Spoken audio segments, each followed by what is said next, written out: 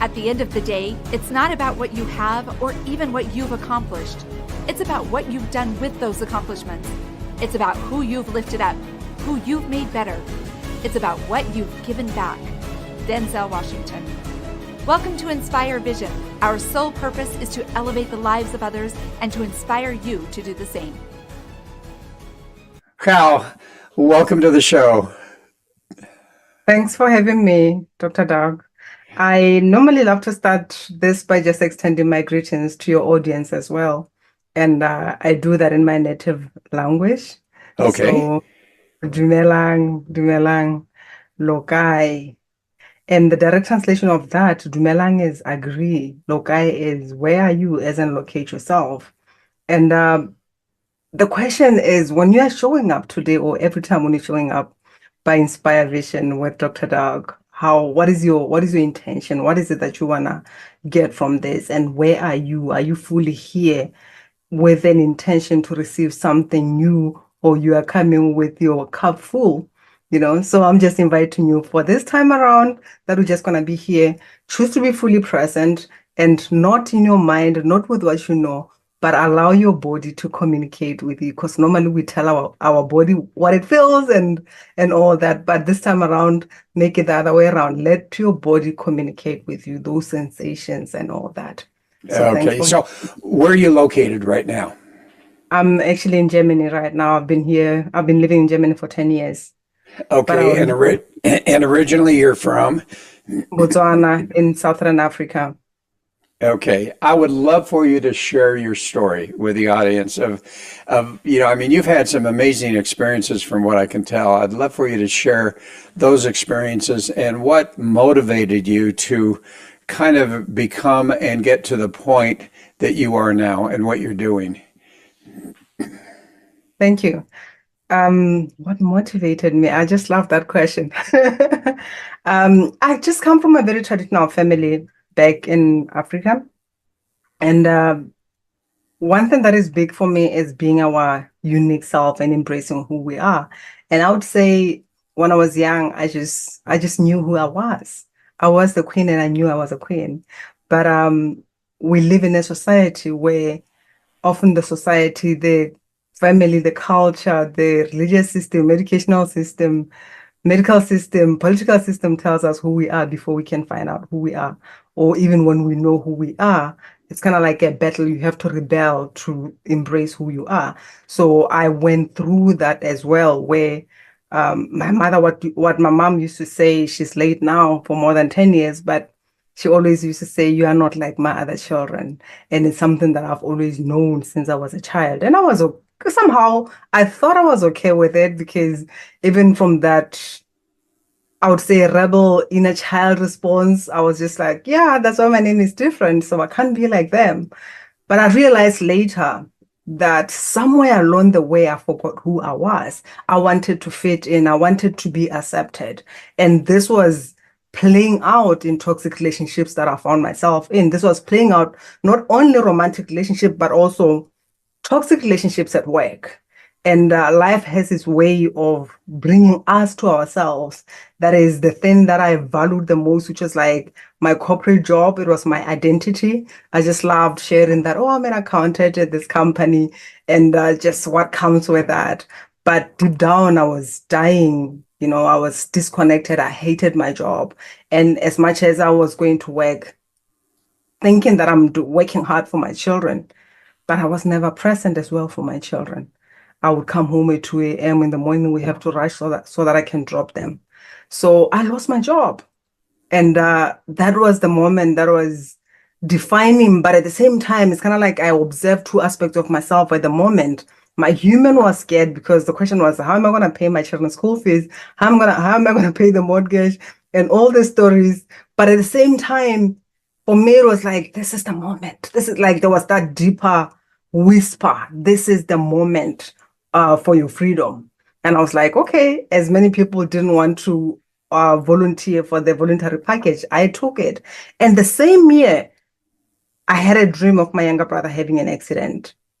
And I told him I had a dream, and this was so real, because The conversation I was having by myself when I was going through it, it was so real. It's exactly what we normally talk about. And he said, I'm still going to be here for a long time. And 2 weeks afterwards, the accident happened. And I remember when I saw him lying by that bed, fighting for his life. After that visit, I went back to my room and I closed the door and I cried.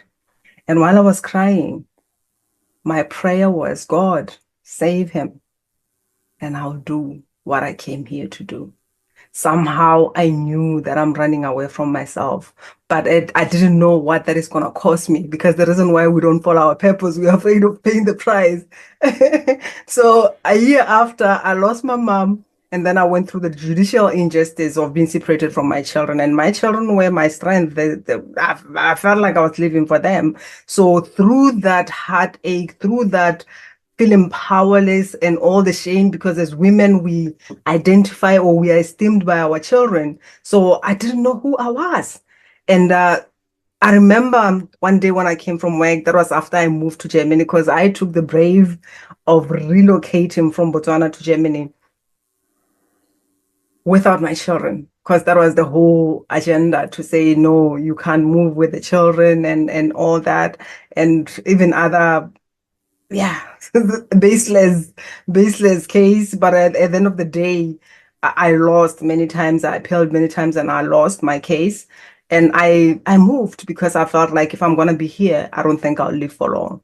And one day when I was coming from work, I just had the nudge to start writing, and I started writing. And the questions that came through were, who are you without your mother? Who are you without your father, without your religion, without your house, your job, your husband, your wife? All these questions. And at first I was writing, just writing, but detached. What caught my attention was, who are you without your children? And that's when I started boiling, and and it's kind of like the pen was even bending, because I dropped it and I said, this message is for me. And the next thing was, but who am I? So the who am I was another journey. But on the other hand, it brought me to being where I am and doing what I'm doing. Because I believe truly what we are here to give birth to, what our soul desires, is what is built within us. But we often listen outside without listening what is within us. So I found myself where I was always meant to be, but I was running away from myself, and hence the pain and all that I went through. Yeah. And it's interesting. You talk about who am I, and I think about, from a religious standpoint, Christ saying, I am that I am. And, I think that, you talk about Buddha, and he talks about really finding out who you truly are and getting rid of all of this external stuff that's happening. I think it's fascinating that, as you say, we live our lives for other people. We tend to be imposters in our Yeah. life because we're not really who we are. And for you to go through that process and have that realization, I think is phenomenal. And what amazes me and fascinates me is that you can have a dream like you did about your brother, and be able to warn him. And obviously, he still had the accident. So, where do you feel that comes from? Where do you feel that type of insight? Because I know that you have that. Where does that come from? The I am, the nothingness and the everything, the one who knows. And this is something that also scares us, because for me, since I was a child, I knew what I knew. And one other thing that I couldn't shake off, especially, was, but why am I dreaming only about bad things and they end up happening? For me, that was a question that I had. And another thing was, why would you show me something that I can't change? So these are the questions that I just had back and forth with God or whoever, that consciousness, since I was a child. So I believe that we all have this to a certain extent within us. But like I said, we listen outside of us. We don't trust that inner voice. And actually, what is coming to mind is, even when you're talking about, like, whether it's the mother wound, the father wound, all that is coming through because there is an authority just since from when we are children, that tells us what we think is the truth. Like we believe them and all that. And when you are raised by a parent who somehow they deny your truth and they want you to believe what they think is true, eventually you also deny your truth. You don't believe your truth. You don't trust your truth because you buying whatever that you are told. So I believe this is the truth that is from within us, from that I am. Yes, and you know what's fascinating? I know you talk about using African ancient quantum medicine, and the word that strikes me there is, well, a couple of words, ancient obviously, but quantum also, because, I'm not sure most people really understand this sense of quantum physics, the quantum field that exists out there, and the information that is there. And as I look at that, I think, you know what? If there is no time within the quantum arena and the field, that means that literally, if you can tap into that, you can literally experience the future or see the future or whatever that happens to be. So what ultimately brought you to the point of what you're doing now, and what is it exactly that you are doing now? Mm. I would say with that journey of who are you and me wanting to know that, it's quite interesting because the first thing that I was led to, it was just like that voice again coming through and it said, "You want to know who you are?" And I said, "Yeah." And that was it. Then it went quiet. And I was like, okay, whatever, I'm gonna sleep. So I went to bed. And as soon as my head hit the pillow, I went into this trance.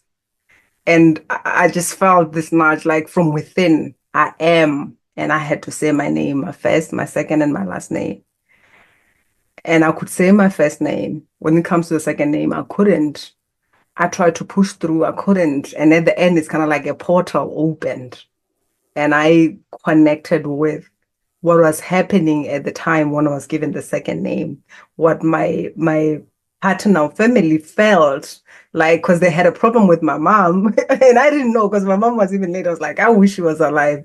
And there was just like that argument to say that the child of this woman can be named this because they felt somehow superior and all that, So I went there and I started clearing all this name and all that. But I was more still be operating from those approval seeker mask, like wanting validation.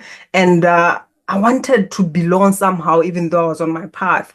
So at first, when I heard people talking about, oh, I'm channeling the angels and all that, and I was just like, oh, that would be good, especially having a religious background. So I'll be like, yeah, channeling angels. Imagine if I go and tell my family that, oh, I'm channeling this angel and all that. That would be good. So I tried to follow that. And when I tried to follow that, I was shutting off. And here I was struggling. Like I felt like I don't know what my gifts are. And at the end, I was just told, you need to go back to your roots. You need to go back to your roots. So I was like, okay, whatever. I started now sitting and calling in my ancestors and all that. And before I knew it, I connected even with things that at first they would scare me out. But on the other hand, when I was connecting with other realms and even everything that is, all the other animals, all the serpents and all that, there was a part of me that was like, I felt home, like this is home for me. But at the same time, I would still observe my human, like, what would people think about me if they get to know that I'm having conversations with these creatures and all that, but I had to trust myself and also had to lean in this. And there were some activations that was happening while I was still, whether I was out of body, whether I was in meditation, whether it was just in my dreams, having these visits. And I just knew it's kind of like it's something that I've always known, it's something that I've done many times. I just knew, and I got to trust even more of my gift and how it works. Because when I started, even when I'm talking about that psychic surgeon that is removing whatever that is, when I started at first, I removed the pain and then I was holding into it. For me, if I'm working with you, I'll remove the pain immediately from you, and you're pain free just like that. And I'll hold on it maybe for a week or more working on it. So I had to learn to release all that and just trust the process. And eventually I was just doing it how it has always been done, which is like you remove it and you just let it go, and that's it. I don't have to hold it for me to feel the pain or anything. So I would say it's part of me, and it's built in me. And what I had to do is just to accept and trust that my path is different, my work is different, and it's unique for me. So when I let go of that approval seeker marks, wanting to belong, wanting validation, everything came together because everything has always been here. But at first, I was going outside of me to look for that. But it all starts with that name. Because as much as we are human beings, we are born into a family, there is a name that we are given.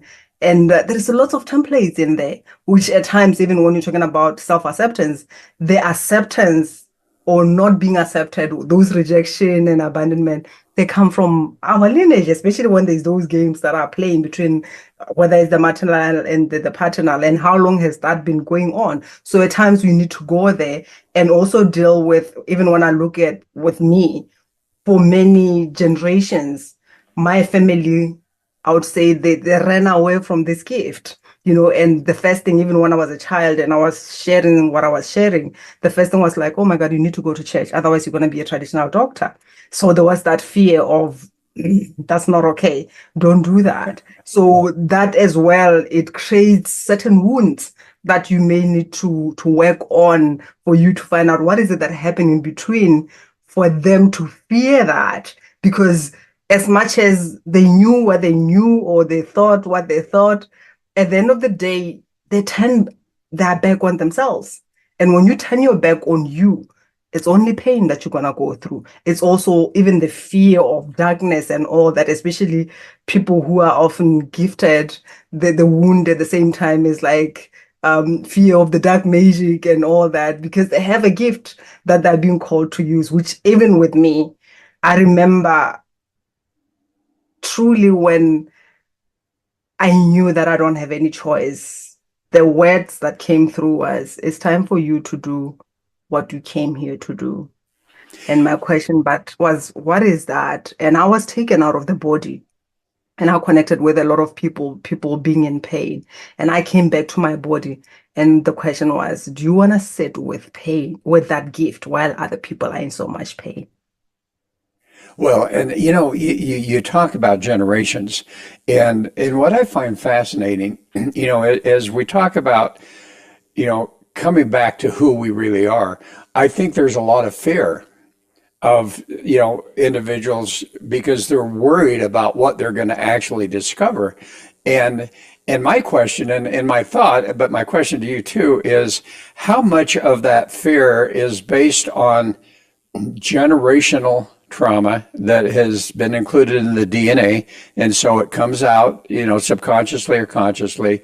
All of these things that we're afraid to find out who we really are, when in reality, all of those are imprints that have been placed on us by family, religion, generation, whatever that happens to be. And if we can eliminate all of that away, we can discover who we truly are. And as you explain that, who are we? Who are we truly, from an individualistic standpoint and from a general standpoint? Who am I?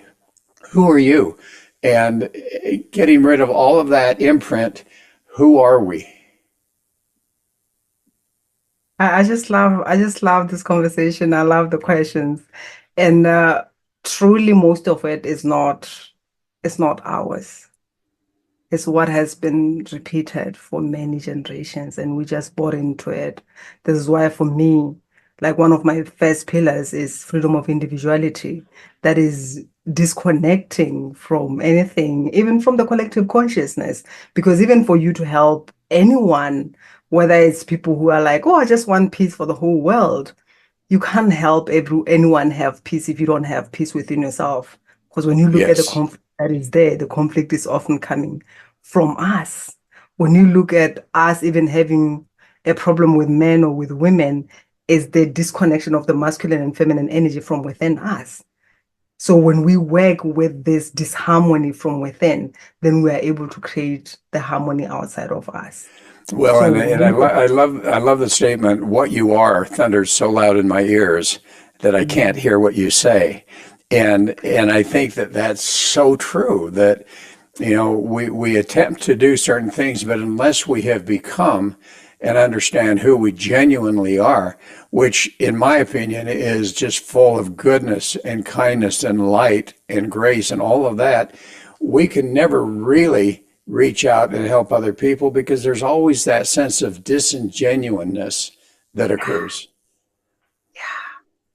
often there is something that we want in return. It doesn't matter how much you think it's good, like it's coming from a good whatever. But when you look at it, it's coming from I want something in return, or even a part of us that is not able to deal with that which we call chaos, because even the chaos is still the judgment of what is. This should not be. This is how somebody should not be. I still remember when I was going through my divorce, and in one of the meditation, the question that came through was, but what part of you has a problem with him being an alcoholic? Because my ex-husband had a problem with alcohol. So I was asked that question, and from a human thing, I was like, what kind of question is that? Because, alcohol is bad. Here I am good. I'm spiritual and all that. And so I was just like, I don't understand this question. But at that moment, I just got this download and I realized that it's not about him. It's about me and my father. I'm looking for my father in him. So I want him to stop this addiction so that he can give me the love. So there is an underlying thing that we need, whether we are aware of it or not. Well, and as you talk about, and this gets to be interesting, but as you talk about you're wanting the love that you experienced from your father, if I understood you correctly, and seeking that from your husband, which is not happening, obviously, the question that I think sometimes we're attracted to different people because we have a need, but at what point in time can we find that we're genuinely finding those relationships, not because of our need, but because of who we are and who they are, and somehow that connection occurs? When we get to a point where we can give, because I'm big on the inner child. When you integrate this aspect and you give it what it needs, it doesn't have to go and look for that outside of you. It still brings us back to the freedom of individuality. That is when I'm whole as a person and I don't need someone to give me something. It's more like we are coming together in partnership.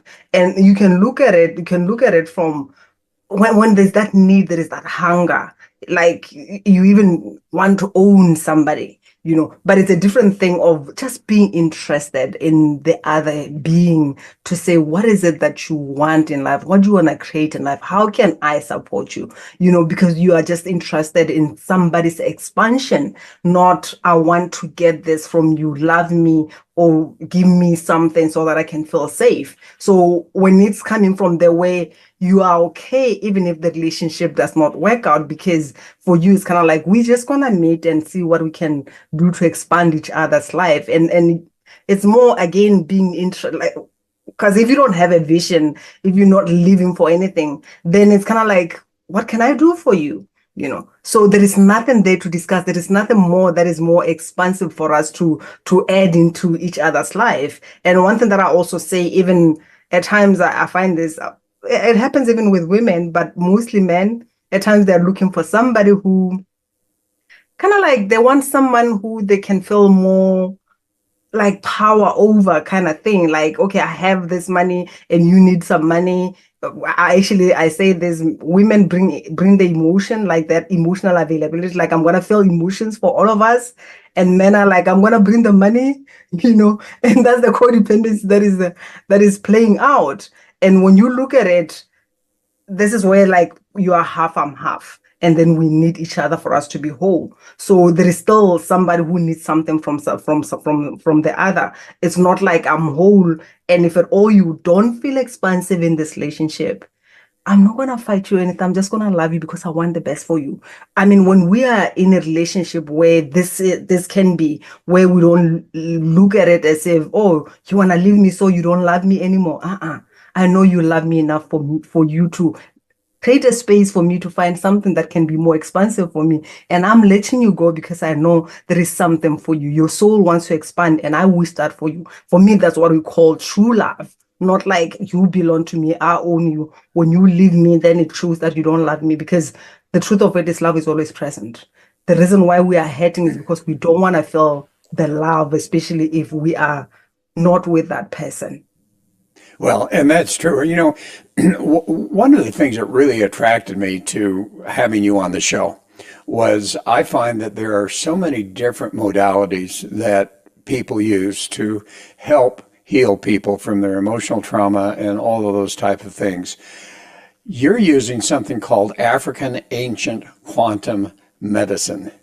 I would love for you to share with the audience what on earth is that, because I've never heard of it before. It's just going back to our roots, because especially when you're talking about Africans before we kind of like disconnected from who we are. It's just the being.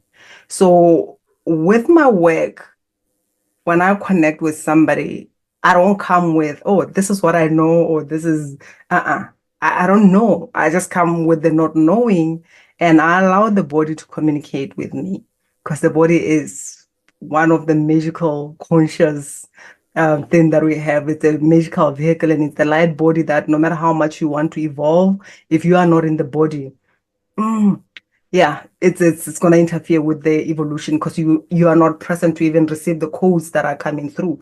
Even if it comes to the manifestation, whatever that you want to create, you are not going to be able to create that because you are not in the body. And I just compare the creation as the same creation that we have when we are creating a child and giving birth to a child. You can't give birth to what you do not conceive.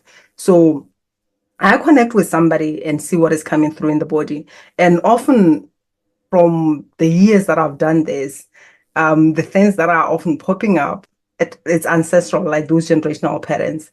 And another thing is the inner child. This is for me what I call magnetic confidence, because it doesn't matter even if I want to ask questions or talk about something else. If the inner child is feeling like I'm hurting, or I want you to have a look at this, it doesn't matter what I've planned. The inner child will come through with all sorts of emotions and just express what is happening. My favorite session was embodying like my client as an adult, and also embodying the inner child, and kind of like we're having a conversation, the three of us, but it was just the two of us in that call. So it's that. And another thing is also the sexual energy, which often there is shame around it. And when I go through the inner child, if there has been some, whether it's sexual abuse or some sexual disconnection, because truly it's not even about sexual abuse. We live in the world where, from since we're just children, sex is a sin, and I think it's something that is even there in the Bible. So we are not connected to this life force energy at an individual level. It's something that is somewhere in the dark, in somewhere, we're afraid of talking about it. We don't embrace it, but yet it's that life force energy that also makes us say yes to life. It's that life force energy that also helps and accelerate our evolution. Because if it's not running through our life, then somehow we are dead. This is why a lot of people often they find themselves in depression, and even the medication, when you go take the medication, it makes it worse, even when I look at the connection with the sexual energy and also the embodiment part. So my work is basically more in the body, but still, even if it's in the body, it's through that I get to expand like multidimensional and see what is it that is really needed here. But I start with us being here, because the most important life that we have is this life that we are living right now. The most important thing is this body. Yeah. Yeah, and as you talk about sexual energy, I know on your website you are very specific saying, it's just not, we're not just talking about sex. We're talking about an energy that comes from which chakra? Is it the root chakra, the sacral chakra? Sacral, yeah. Yeah, that energy that comes forth that helps to really drive us in our life. And obviously, sex is a part of that. But more importantly, outside of that, are you suggesting that that type of energy, and you call it sexual energy, but that type of energy is really necessary to tap into to really experience a full life? It is. It's everything. I mean, whether we're looking at it at the sexual part, which it's not like the main thing, because like it's a sexual activity. If at all, I've seen a lot of people who at times are just having sex because there's something that they feel that it's missing. But the more they're sleeping with many people, the more they feel empty. Because it's lovely, it's orgasmic, but at the same time, I see it as a very dangerous energy in the sense of it can open you to, besides the disease and all that, it can open you to other entities. You can open that portal where I don't even know how to put it or what to say or not, what not to say. Here's the thing, when you're talking about entities, or even whether it's I mean, I can look at it from the African perspective. I can look at it from the other perspective, whether it's astral, where something is being sent to you or it's attracted to you, and you start sleeping with something, but you don't know what you're sleeping with. So there is those entities that can come through that. That's why it's very important to also, even when it comes to the people that we are being intimate with, we get to be cautious. What is it that I'm allowing, even when it comes to the thoughts? Because when you look at it, especially energetically, it can be through the thoughts that you are opening that door, especially if it's coming through as an addiction. And even for people who have an addiction issue, at times it's because they're being driven by these entities that want something out of them. And it's kind of like you become, it's an addiction that is sucking life out of you because you are not using this life force energy to create what you desire. But when you are cautious about it and redirecting it to what you need more of, you're going to use it wisely. You're going to create the things that you desire. You're going to have that energy. You're going to feel alive. So I suggest that we connect to it, but at the same time, we get to be careful not to use it as a drug because it's like a drug, truly, or even more than a drug when you're Yes. having it. Yeah. And anything, what I have found, and in fact, as I've done some behavioral analyses with people, and as we identify what are their strengths based on their personality and so forth, what always comes to my mind, and one of the things I always share is, if not used correctly, that strength can become a weakness. And I think that's exactly what you're saying. I want to go back to this inner child concept because everybody uses words to describe based on their perception of what it Yeah. is. And yet, as you're talking, what you're really suggesting, if I'm understanding you correctly, is that we really need to get back to that inner child. We need to get rid of all of that external imprints that have come through generations and, obviously even present time, and really discover that inner child. What is your definition of an inner child? Who does that look like? Because so often we use the word child and we think about, I think about my little grandson who's just crawling around and creating all sorts of havoc and everything else. But when we talk about inner child, what are you really describing? Who am I if I'm discovering my inner child? Who are you if you discover your inner child? That's a great question. An inner child is an aspect of ourselves, and I'm going to expand it as well to past life thing because it's like the same thing where when we say we've had other past life, it's kind of like, what are you talking about? Because there's no other person that I can say this is who I was in 18th century or 15th century and all that. But when we come back to the inner child, there was me who was 5 years old.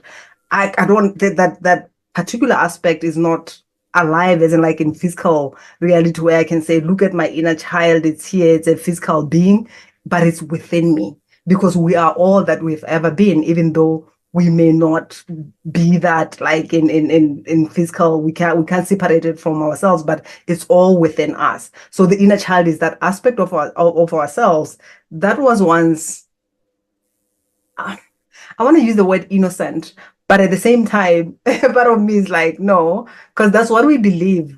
that, oh, a child is just like innocent, and like from the human perspective, this is the truth. A child doesn't know anything, a child gets to learn. But when I look at it from the soul perspective again, because an inner child is kind of like looking at that soul that is coming through as young, or that was once young, but I'm looking at it from either this lifetime or other lifetimes. I had what is coming through, just to share, is when my last born was born, she was young, and I would say that was just like an innocent child, as we say. But because of my gift, that was an amazing experience, because when I held that child, the anger that was emanating from her body, I was feeling it coming through. Like every time I would put her in, I felt like I want to punch the walls and everything. This was like a few months baby that was holding all this thing from other lifetime. And I also had an experience with other inner children, even with my inner child. I'm just going to share my story, where I had this inner child come through. I thought, because I grew up as an angry child. So for me, it was like, oh, it's because of whatever the dysfunction that was happening in my family. That's why I had so much anger. But then one evening, I just received this question as well. Do you want to know why I'm angry? And I'm like, yeah, I want to know. And that disappeared again until I was about to sleep. Then it's kind of like I was teleported to a lifetime where this little child was molested by her father in that lifetime. And the imprints that I felt in my body, they were still alive. It was like something that I'm experiencing in this lifetime or at that particular moment. So an inner child is bigger than who we are in this physical reality. And some of the things, we may go through some things where when someone speaks, it's kind of like, yeah, it's like I had that, but I don't have any memory. I didn't experience that. My parents were great and all that. It's got nothing to do with this lifetime, because we are multidimensional beings. And all this that has happened in other lifetimes and that happened from since we were children is still alive within us. These are the memories, these are the imprints that are within us. So I'm connecting with the inner child from this aspect of the multidimensional aspect of ourselves. That Well, was, and I personally, this is interesting. I personally don't. How can I put this? I have some very dear friends who have, quote, experienced past lives. All right. yeah, My personal sense is that I do not accept that, but at the same time, I honor what they're experiencing. I know that for them it's real. And so I yeah, respect that and honor that. When I've really looked at that and I've really tried to understand it, because I know it's real, what I've been able to identify for me personally is this concept of generational yeah, DNA memory. So, yeah, for some people who say, well, I believe in past lives, great, who are listening. Others who are saying, you know what, I really don't believe that. Well, don't turn this off, because there is that multi-generational DNA memory that can literally be embedded within us. So as you say, your daughter, who was what, 2 months old, and you were yeah, feeling all of that anger, somewhere in her life, as you say, was an experience, or somewhere generationally in the past, that she has maintained that DNA memory, that there's that anger that exists. What comes to my mind, which is interesting, is you talk about the inner child, is we look at a child, it goes back again to the religious background. Except ye be as a little child, you cannot enter into the kingdom of heaven. Now that comes out of the New Testament, right? All yeah, right. But what's he really saying? When I've read that and I look at that and I look at my children, or I look at my grandchildren now, because they're the ones that are little children, and I look at them, and what is it about them that is so amazing? Well, I walk into the door and they're running up and just loving me. Grandpa, how are you? I love you, and they're laughing. They get into an argument with their sibling, and then all of a sudden, 3 minutes later, they're laughing and wrestling and having fun.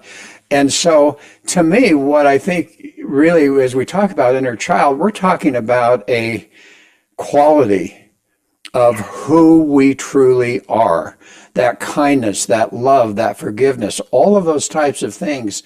And yet, as you say, we get so inundated with people throwing mud at us, with generational mud being thrown at us to the point where we're covered with all of that so that we can't really recognize who we truly are.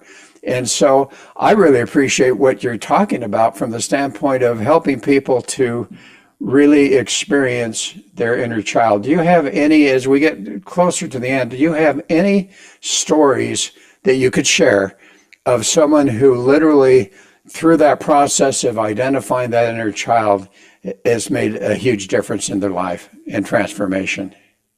Yes. And I just love what you shared about an inner child, and what came to mind most importantly is also the ability to be present and also honest. Because an inner Yes. child, if at the moment, it doesn't matter. You may say I love you, but if they don't feel, it's kind of like not now. I don't love you. That's just like the honest truth. But 30 seconds or 30 minutes later, it's kind of like, yeah, life moves on. They don't care about what happened. They don't hold into that. So that's the magical thing about the inner child. And what is coming to mind is one lady who she was going through a lot, but she was not aware where that was coming from. So, but because she was married, and then some things happened at work, and she stopped working like for 7 years when we started working together. And the first thing that came through actually was most of the things that she was carrying that was interfering with her life. She's kind of like became her mother. She wanted to defend her mother from the dysfunctional relationship that she was having with the father.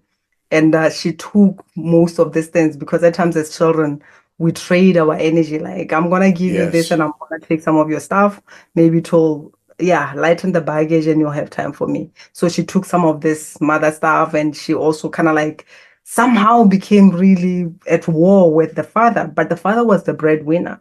So by hating the father and all that he did, somehow she also hated that money. It's kind of like because of money that all this thing is happening.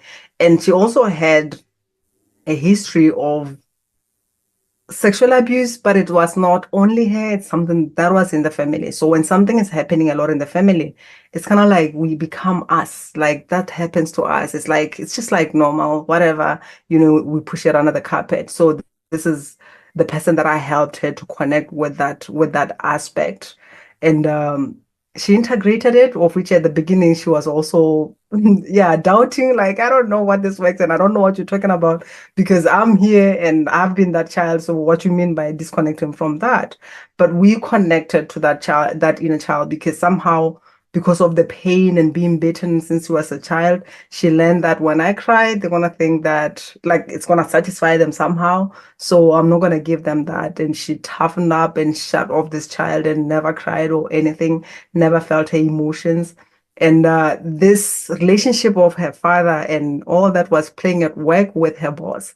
That's why she ended up losing her job. And she was in a relationship with a great man, but at the same time, she was closed. It's kind of like if I open my heart and let you in, you're gonna take an advantage of me the way my father took advantage of my mom. So but we don't realize that until we start doing the work. So we worked together for 12 weeks and a lot of shift happened, a lot of resistance, but at the end of the day, when you are willing, there is always a way. So when we completed the work and she was fully herself, fully embodied, confident, and all that. Here's the magic thing that happened. She didn't apply for a job or anything. Somebody called her husband and said, "Hey, we're looking for someone who has these skills." And the husband said, "Oh, actually, my wife does that." And they said, "Okay, send your CV." And she didn't bother to update the CV or whatever because she was not interested in any job, but she just forwarded the CV and she had a meeting. And after that meeting, they invited her in, but they told her, "We want you, but as a consultant," and offered her 90K. And she was like, "I can't believe this because I haven't worked for 7 years and I never thought it's possible for me to, let alone come back as a consultant, but this is what I've always wanted." So that's just the magic of aligning with your unique blueprint and saying yes to yourself. Yeah. Oh, that's an amazing story. So, as we close, what would be the message that you want to share with the audience? The more free you are, the more loving you can be.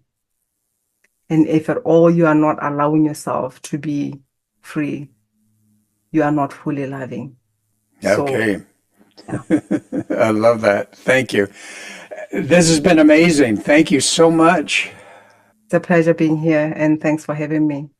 Oh, I really appreciate it. And folks, I hope you get something out of this. How do they find you, Gao?